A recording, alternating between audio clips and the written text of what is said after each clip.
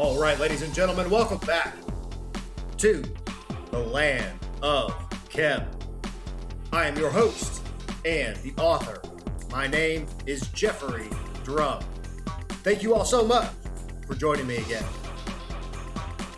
All right, everyone, welcome back. This is Sunday Site Visit 62, and what you are about to see today is perhaps the most groundbreaking expedition that I have undertaken since I moved here to Egypt, revealing critical operational details of an immense system, the understanding of which has eluded researchers since its discovery in 1850. But now, ladies and gentlemen, the mysteries of this perplexing ancient structure are about to be unveiled as I take you along with me for an on-site exploration and explanation of the function of the Serapeum. If this is the type of content you're interested in regarding the ancient technology of a lost civilization utilizing physics and chemistry and the function of the Egyptian pyramids and other ancient structures from across the world, this is the channel for you. So please subscribe to the Land of Chem here on YouTube, and don't forget to click that little notification bell so that you do not miss the new episodes that premiere twice per week. Please like, comment, share, and stay tuned if you want to help support this channel and get access to exclusive research and unreleased footage that you will not see anywhere else. Check out the members-only channel and thelandofchem.com if you want to pick up a copy of the book or grab some merch. If you want to follow me on Instagram, my handle is @thelandofchem. Also, don't forget, after you finish watching this video, please go subscribe to our two new channels here on YouTube, Egyptian Trash Cats, for all you cat lovers out there, and Egypt Eats for food reviews. Ladies and gentlemen, as always, thank you all so much for the support. I think that is it for today's intro. So without further ado, let's get right to it. Now, just a quick reminder, the second 2024 Land of Chem Ancient Alchemy and Ascension Tour is on, and bookings are still available. If you are interested in coming to Egypt to see the pyramids for yourself, including special permission access to Abu Sir, a private entry into all three chambers of the Great Pyramid of Giza at night, and an expedition into the Serapeum of Saqqara coming up in early winter later this year, please send me an email to contact@thelandofchem.com with the subject line Egypt Tour 3, and I will send you the full tour itinerary and pricing details. Thank you all so much, and I will see you soon here in the Land of Chem. All right, everyone, here we go with tonight's episode. And to preface this investigation footage, if you haven't seen it yet, stop this video right now and go back and watch episode 128, presenting the function of the Serapeum, as the details discovered in today's expedition footage will forever change the way you look at this site and the capabilities of this ancient civilization. So now, ladies and gentlemen, without further ado, I hope you enjoy Sunday Site Visit 62, the function of the Serapeum finally revealed. All right, ladies and gentlemen, welcome back to an absolutely massive Sunday Site expedition.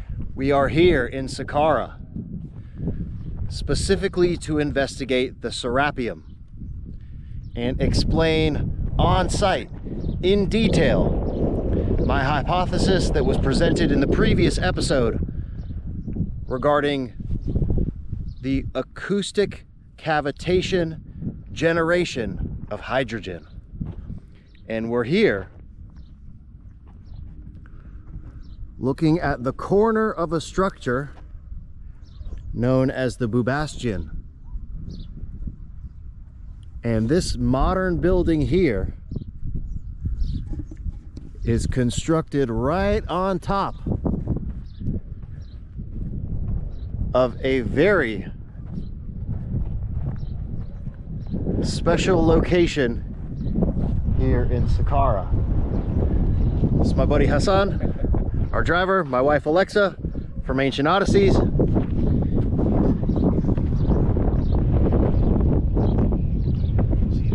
Yeah.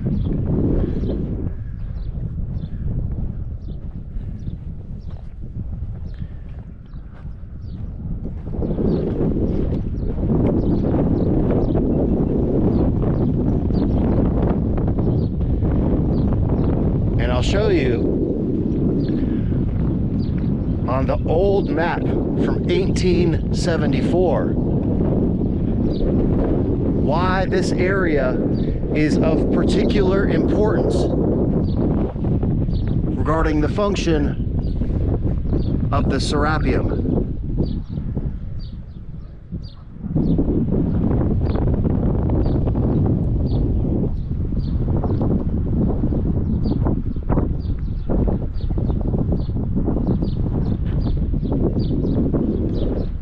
So we're standing on a huge mound of sand. All of this is sand here. And this would have originally been a huge cliff face with this mound of bedrock, limestone outcrop of bedrock here. Definitely looks to be the highest point of elevation, as explained in the previous episode. And of course, they built a house or a little office or whatever that is, looks more to be a house, right on top of this thing.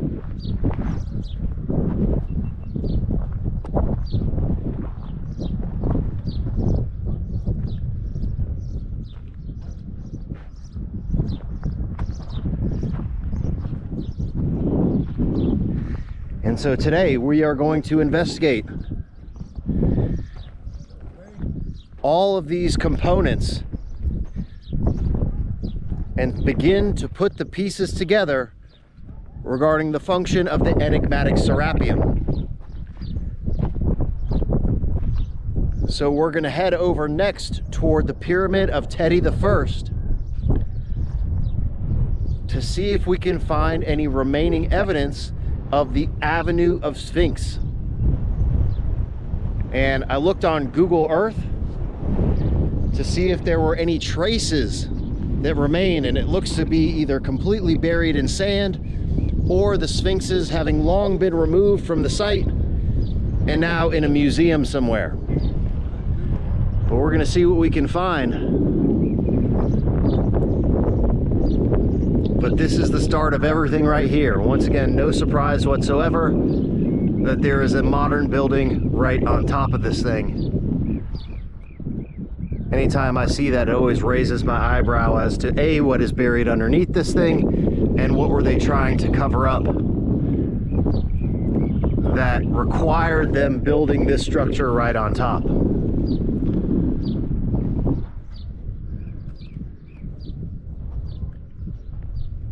It's a beautiful day out here in Saqqara. You could see all the palm trees, date palms and farms here adjacent to the archaeological site.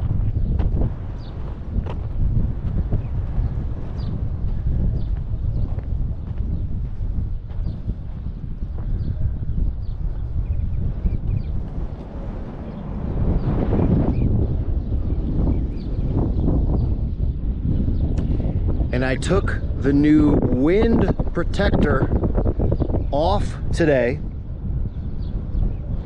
because having that thing on severely impedes the audio quality when I'm speaking from behind the camera. But of course, it's a super windy day out here in Saqqara, so you win some, you lose some. Can't please everyone. So just deal with it. It's windy in the desert. But I'm really excited to get into the Serapeum today. And again, we'll be explaining in depth, step by step, the mechanisms of operation that went into making that structure work. Yalabina.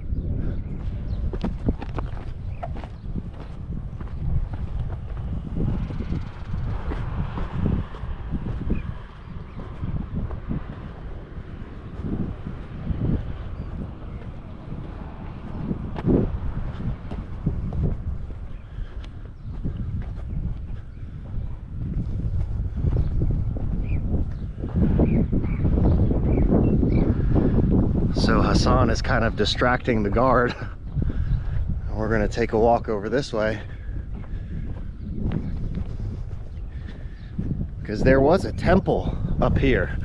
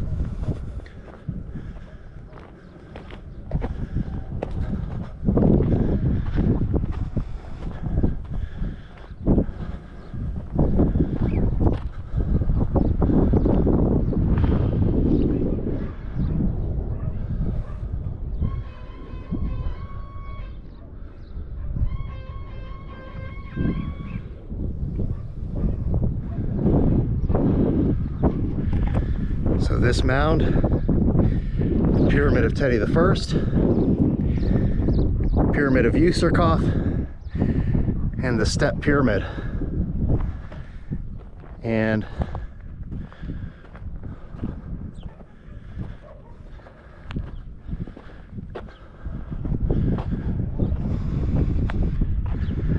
one thing to keep in mind is that a lot of these mounds of sand that are around are from the archaeological excavation process, where they removed sand from around the pyramid structures and pushed it out into the desert. And I can say, just looking around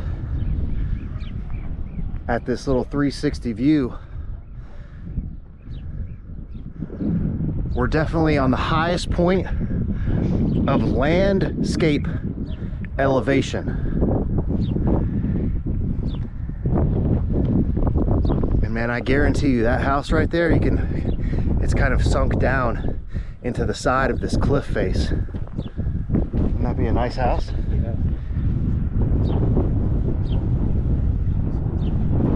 Yeah, I know. Yeah. All right, so once again, kind of covert operations.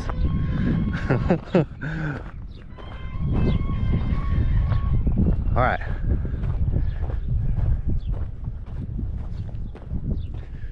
So I'm glad we got a chance to run up here, because I'm definitely not supposed to be up here.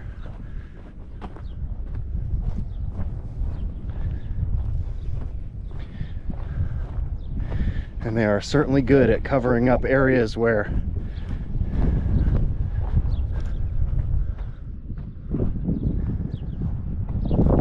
functional components may have once stood,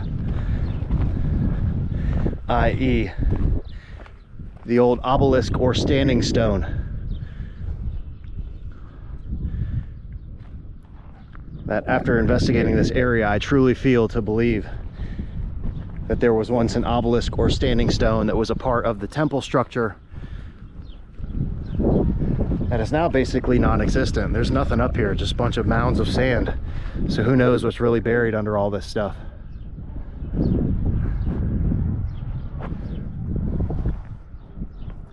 And of course, the Bubastion is a temple dedicated to the god Bastet,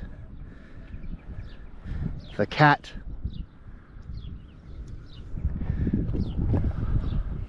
Another gorgeous esoteric symbol with much deeper meaning than the superficial religious interpretation.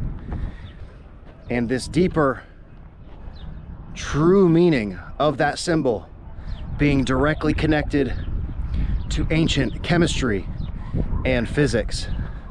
And I already have that on my list for an upcoming research episode to explain the esoteric symbol of the cat. And it's directly related to the location for the Bubastion temple. All right, let's go. All right, so we just walked around this way. There's the house. And I'm going to take you inside of this tomb here,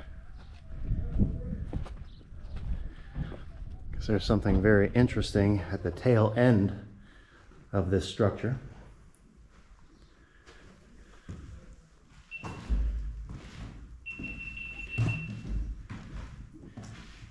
And this is definitely a dynastic era tomb. All of the typical accoutrement that goes along with it.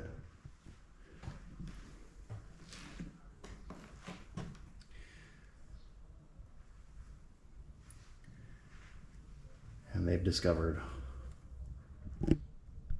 tons of burials in this area, both humans and animals. This tomb is connected into the Bubastion. See, there's an underground area here. This goes down into the bedrock over here. And at the tail end of this tomb, you can see the apis bull. But look what we have here.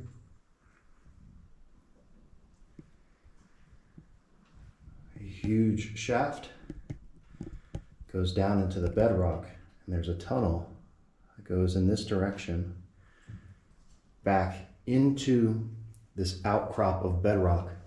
So that house is literally on top of this whole outcrop of bedrock.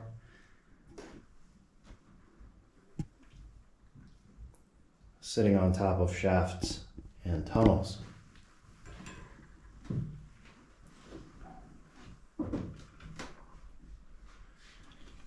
Some nice remnants of Egyptian blue there.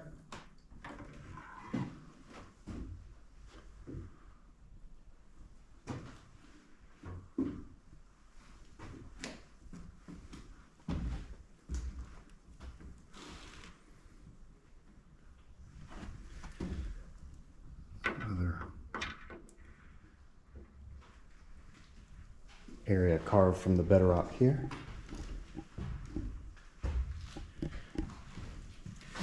Again, I really like this. This is a beautiful depiction here.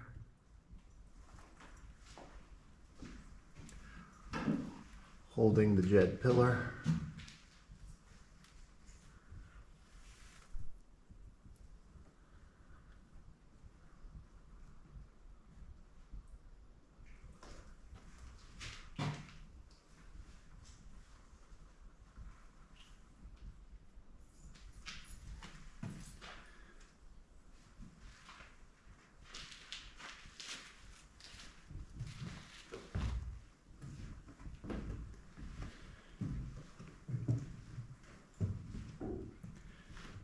Another one here. And who is this down at the bottom?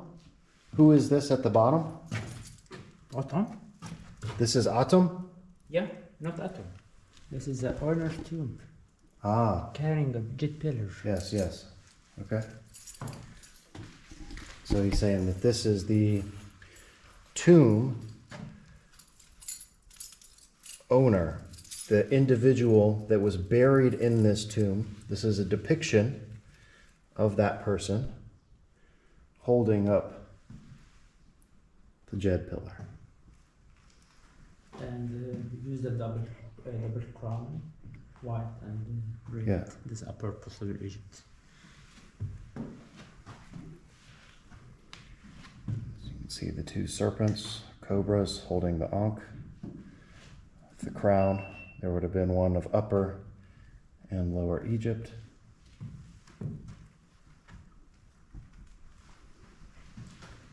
You can see it a little better, the two different crowns. And these were later merged together into one crown that symbolized the pharaoh of Upper and Lower Egypt. And just a quick announcement, new Land of Chem merch is now available. I just dropped the Nano Gold 5th degree logo on a black t-shirt and hoodie. And I'm very excited to present the new spectacular White Horse logo on a black hoodie and the premium high definition extra large White Horse logo on this exceptional quality black t-shirt.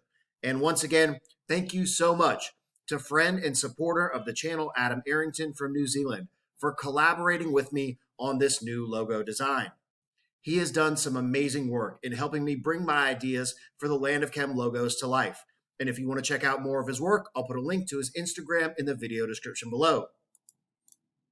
The Egyptian blue version of the Land of Chem book and the last 30 or so of the signed first edition purple orchid paper print are still available. So if you want to show some love, just check out thelandofchem.com. And thank you all so much for the support. All right, ladies and gentlemen, we are about to begin our investigation of the Serapeum. And I wanted to start here to show you this above ground area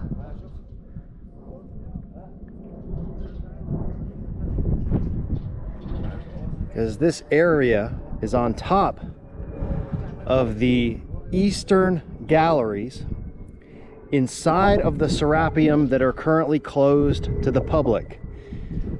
There was a collapse of the interior chambers below this area, and I'll show you some photos and some diagrams courtesy of my colleagues at the Osireion project that did have access into this area of the structure. And unfortunately, the ceiling has collapsed down into the ground, so it's no longer accessible to the public. But I wanted to show you this area before we go inside of the main structure, the entrance to which is here. So now, as proposed in episode 128, we are now looking at the inlet into the Serapeum. And water would have filled this subterranean tunnel, chamber, and container system.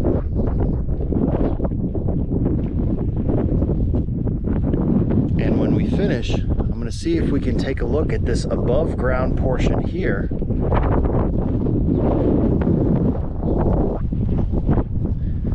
Let's go ahead and do it right now.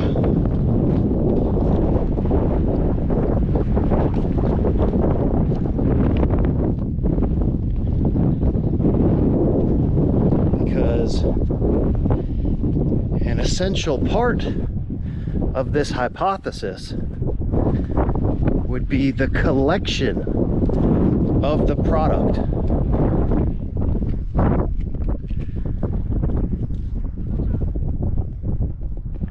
And you can see the channel leading into the system here.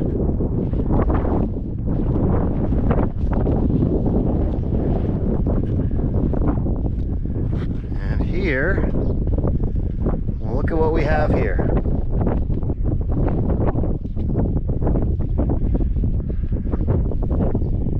See a duct going down from this machine into the ceiling of the underground chamber system. But of course there has to be a hole. And I bet you this is the housing of the gas collection system. And of course they've got a modern vent going down into this thing.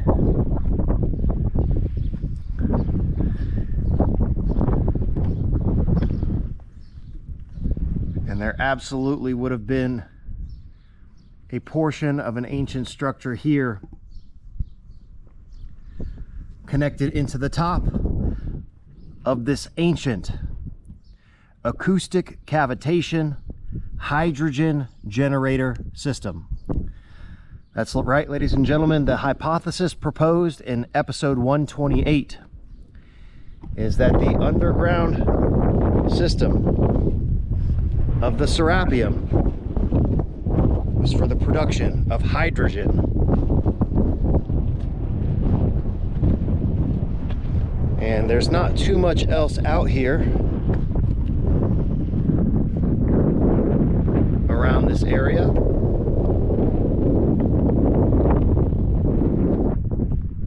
And if you look here in the distance, there was once an avenue of sphinxes leading from the Serapeum here back in this direction toward the Bubastion. But as we were driving up here, there are nothing but mounds of sand in this area, because there was a bunch of sand moved from the modern road that's currently covering up any remains of that avenue of sphinxes. The statues themselves most likely having been removed from the site in distant antiquity.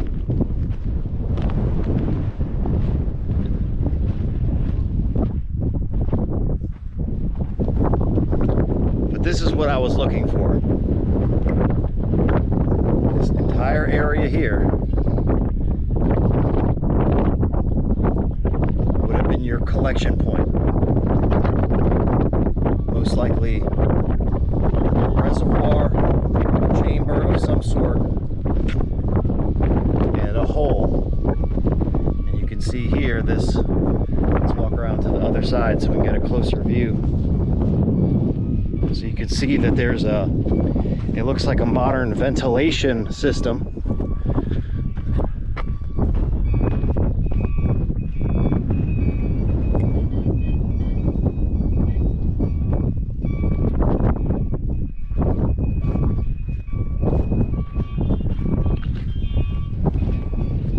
See if we can spot the, and you can see that vent going right into the ceiling of the underground chambers.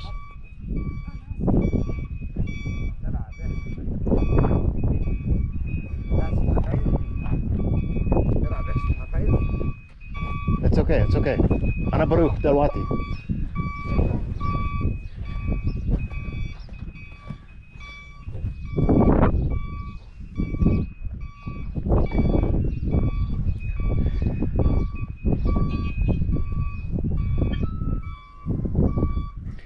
So now we'll proceed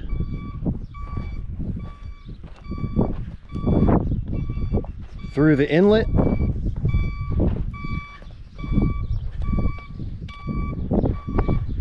into the underground chamber system, and we'll get a better look at this area here.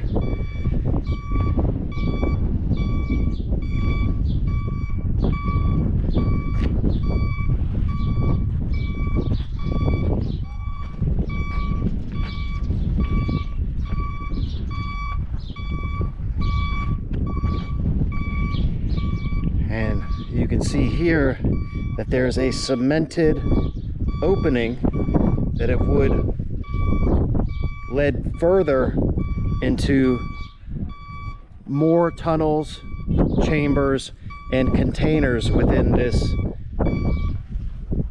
Serapeum system. Hey.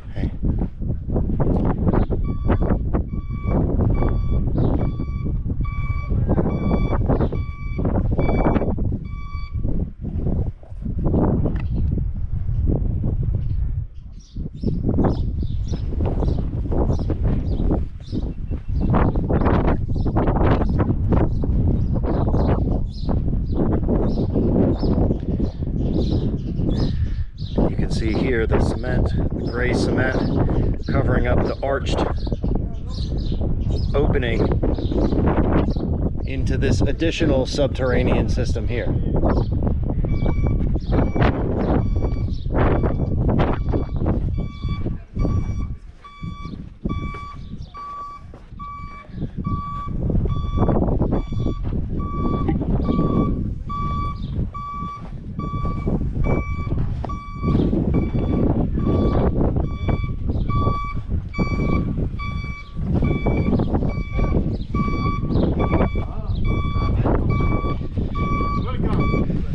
شكرا صديقي. أنا من مصر. دلوقتي أنا بعيش هنا في معادي. Here's another interesting feature that I haven't noticed before. Look at this pit here.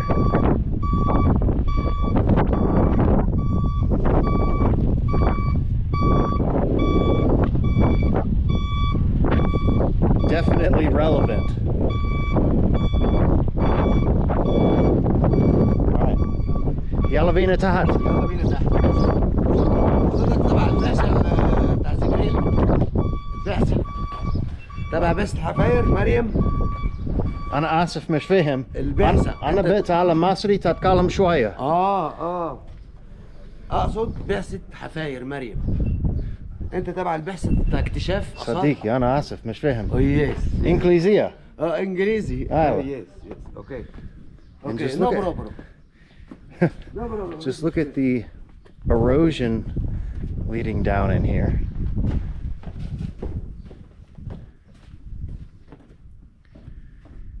And I can literally see the water flowing through this channel down into the underground system. Of course, these stairs that we are walking on now are a modern addition. There were no stairs in here.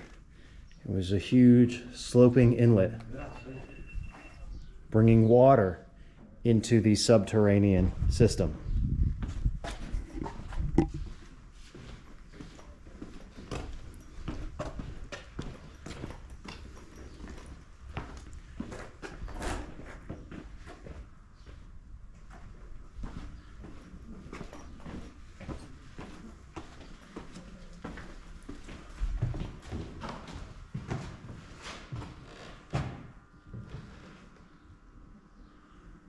Oh, there it is. Perfect. You have the flashlight?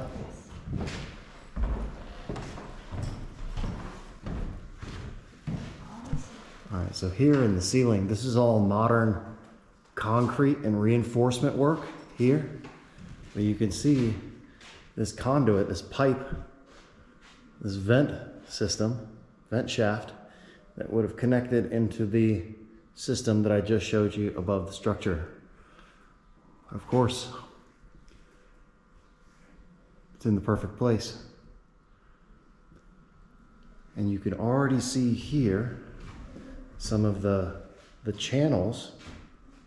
And now that I've explained it, you see where my finger is here, and we'll look at it specifically. There's a channel here. And my first time in the Serapeum, 2017 with Yusuf, I couldn't figure out what these channels were right here. My finger is pointing, what these channels for. And this channel is literally moving right up in this direction. You can follow let me point with my finger, or you can look at the shadow. The shadow will show you where it goes. It flows up in this direction. And this ceiling here has been carved out to facilitate the flow of gas up in this direction. Look at that. And this is my first time down inside of this structure since I stumbled across the revelation of the function of this system. And now it's clear as day. Look at that. Okay, so this archway, also modern restoration. You can literally see the channel that flows up.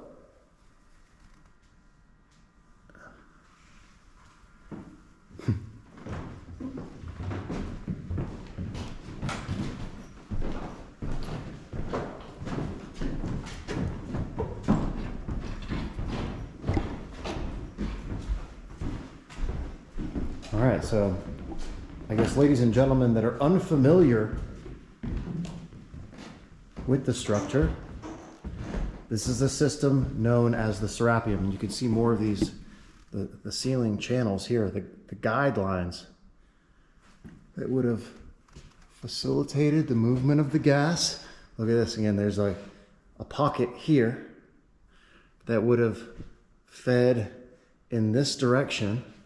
So again, you can see how this entire ceiling here is carved out.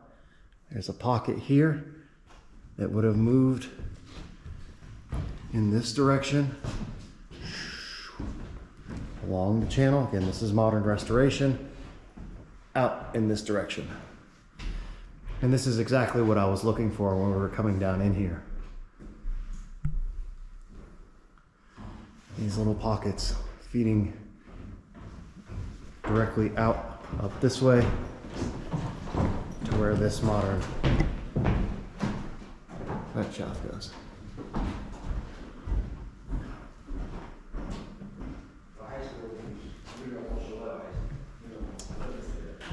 Very interesting.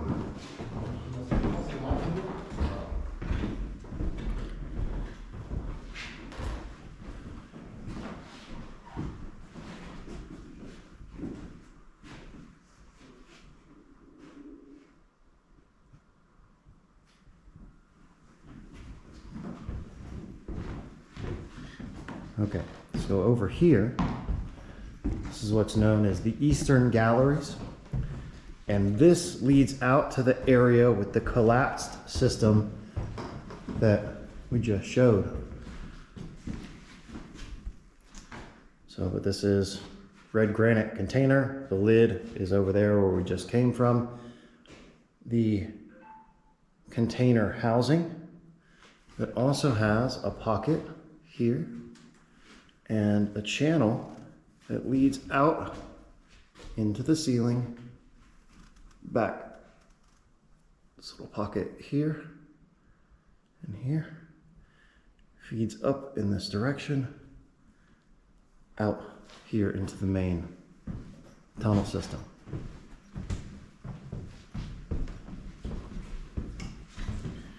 Okay, so this entire system would have been filled with water. Most likely all the way up to here. And let's go find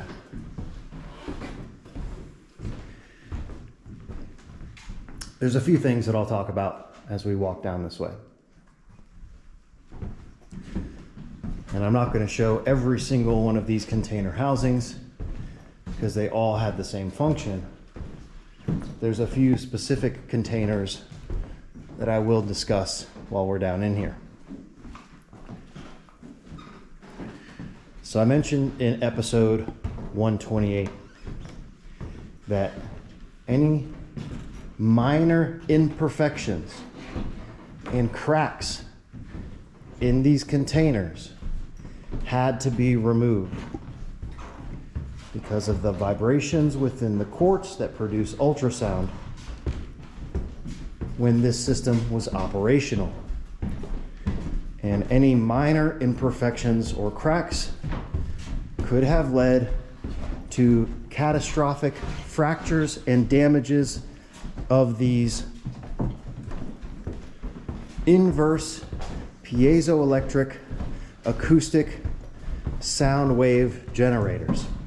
And I know that's a mouthful, but that's exactly what these things are. Huge containers of dielectric material that is embedded with quartz.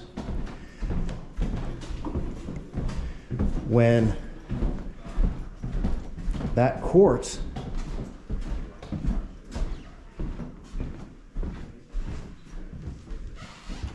okay, oh, so let me continue my thought there. So when there is an electric field introduced into the quartz crystal, it activates the inverse piezoelectric property, producing ultrasonic waves, ultrasound. Here you can see that there's a housing, a rectangular cutout, and the containers were sunk down into the bedrock floor of the chamber. Because the electric currents would have coursed directly through the bedrock into this dielectric material, inducing an electric field within the container itself. That electric field activating the inverse piezoelectric property of the quartz. So what we're looking at here, ladies and gentlemen, are huge ultrasound generators.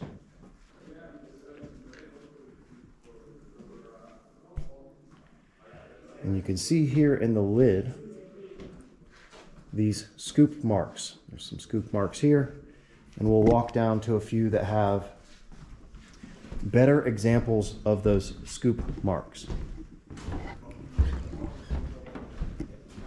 You can see a few dimples here in the lid of this container. And here's a good one for us to talk about the cracks and the removal of these imperfections.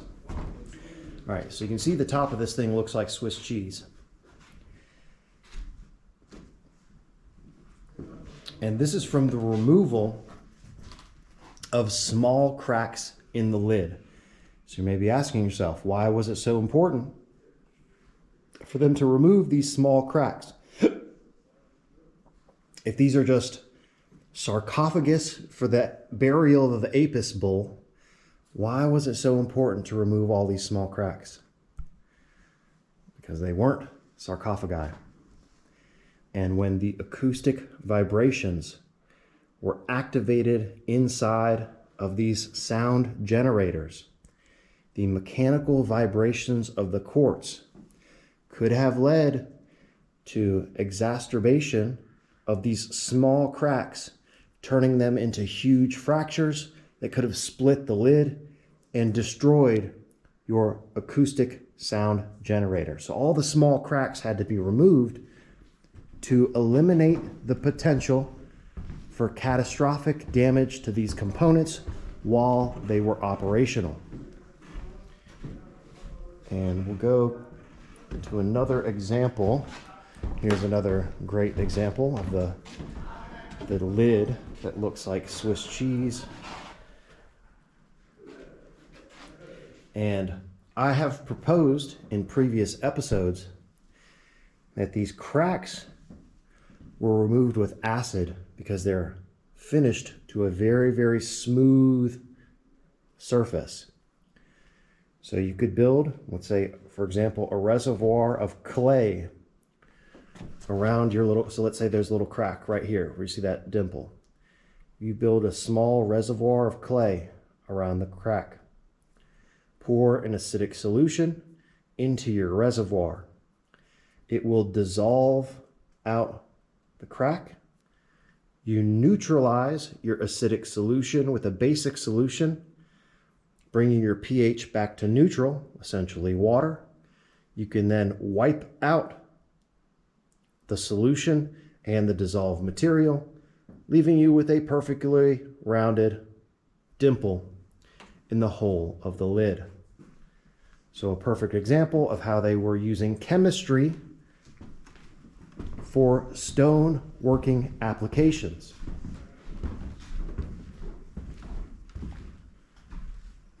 So there's another dimple here. You can see some in the side here.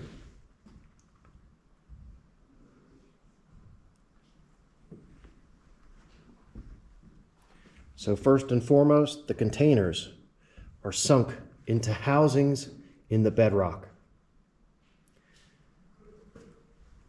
improving the contact with the limestone bedrock to facilitate the transmission of the electric current coming from the lightning strike directly into the container. You see this one has some pretty massive fractures removed here. See these smooth dimples in the lid here. So my hypothesis about the acoustic cavitation generation of hydrogen answers a number of questions about the configuration of the Serapeum. One, why are these containers sunk down into the limestone bedrock within these housings? Answer, to improve the connection and the distribution of electric currents directly into your sound generator. Two, why was it so important to remove these tiny little cracks in the lid? Well, when these systems were active, mechanical vibrations within the quartz could have turned those small cracks into huge catastrophic fractures, breaking your box apart. So that was done to eliminate any potential for catastrophic damage to these acoustic generation components. So again, imagine this system filled with water, just as I demonstrated in episode 128. And now that I'm in here, I can see it so clearly. It's pretty crazy. And then here you can look back and see the channel at the top of the tunnel that would have directed the collected gases out of the chamber housings toward the collection point. Okay, so again, we're filling the system with water. The electric current induces an electric field inside of the dielectric material embedded with quartz.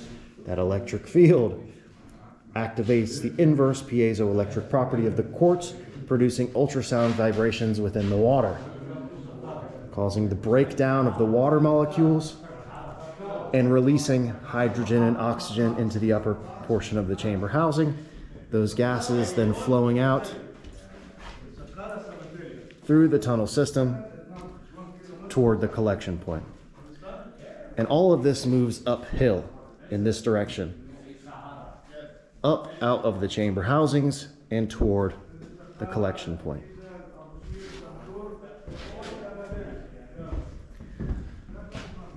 Oh, goodness.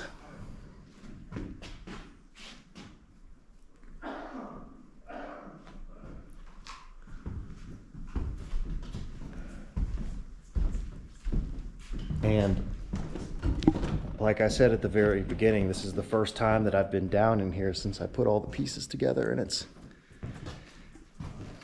crazy.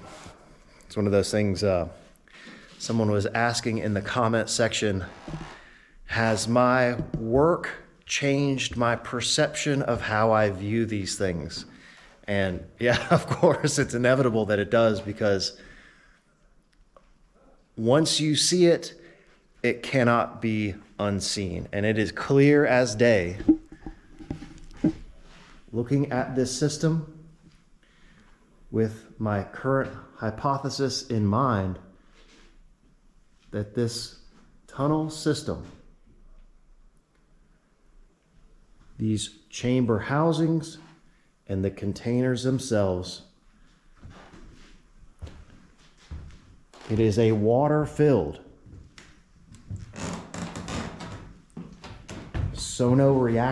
sound reactor that was used to disassociate water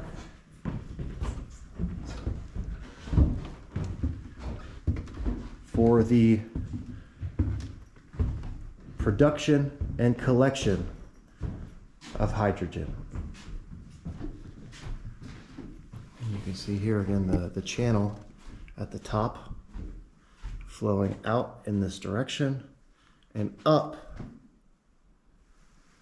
toward the collection point.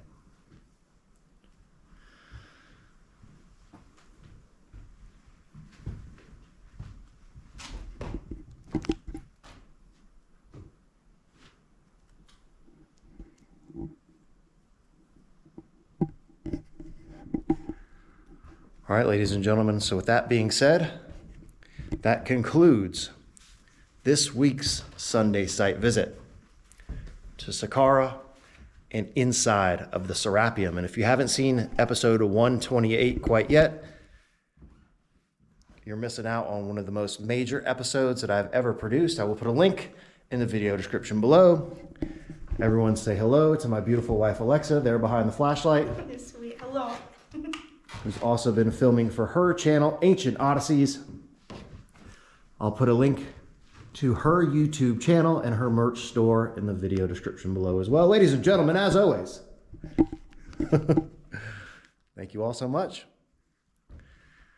This is crazy, and I'll see you next time. Time for the weekly cigar review. Stay tuned. All right, so ladies and gentlemen, today we investigated the Blue Bastion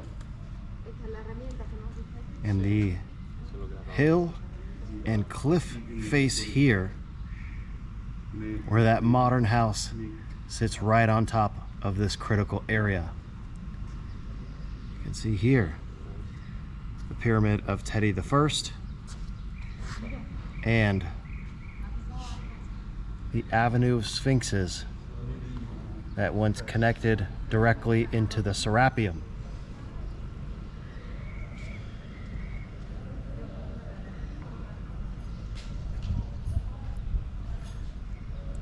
So the lightning struck the obelisk here. The electric current was distributed through the system and along your stone avenue conduit or step down transformer system, directing that electric current into the Serapeum.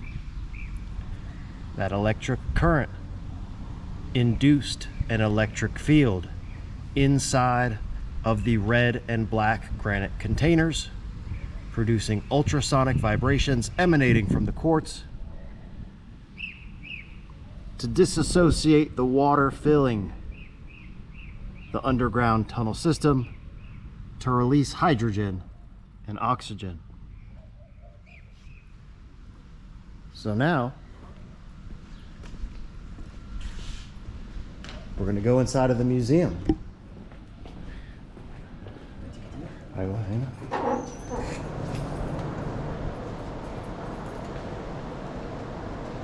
شكرا. Because if I remember correctly,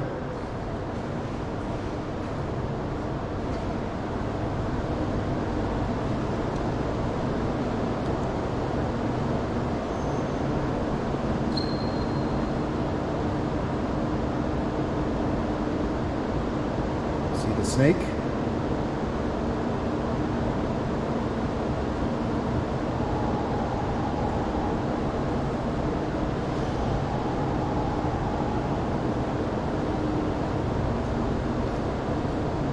Over here,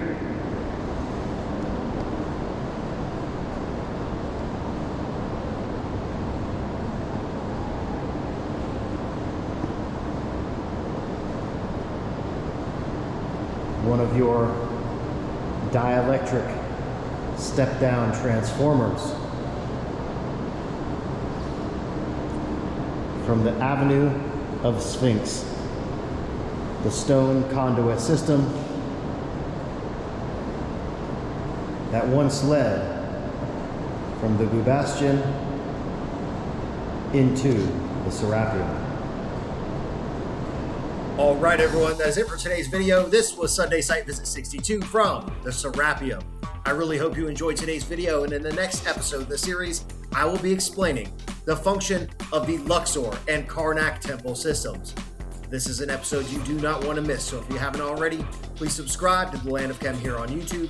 Click that little notification bell, like, comment, and stay tuned. If you want to help support the channel, check out the Land of Chem members only channel and thelandofchem.com. Links in the video description below. If you want to follow me on Instagram, my handle is @thelandofchem. Also, don't forget, after you finish watching this video, please go subscribe to our 2 new channels here on YouTube. Egyptian Trash Cats for all you cat lovers out there, and Egypt Eats for food reviews. Ladies and gentlemen, as always, thank you all so much for the support. I think that is it for today's episode, so I will see you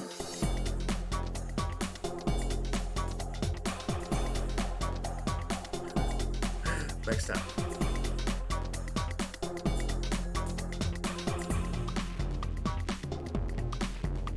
Yo, are you still watching this? Please subscribe to the Land of Chem here on YouTube and click that little notification button. New videos coming out every single week.